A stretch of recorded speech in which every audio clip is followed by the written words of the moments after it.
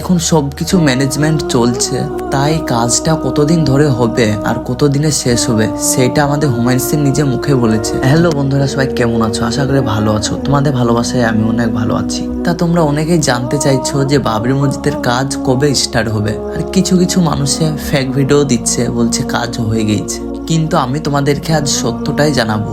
আমাদের হুমায়ুন সিং নিজে মুখে বলেছে ফেব্রুয়ারি মাসে কাজ স্টার্ট হবে। এখন সবকিছু ম্যানেজমেন্ট চলছে, তাই কাজটা কতদিন ধরে হবে আর কতদিনে শেষ হবে সেটা আমাদের হুমায়ুন সিং নিজে মুখে বলেছে। তা তোমরা ভিডিওটা দেখো।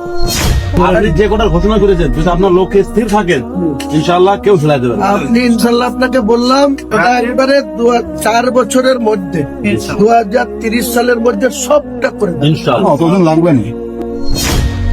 তা আমাদের হুমায়ুন সিং কি বললো তোমরা তো শুনতেই পেলে।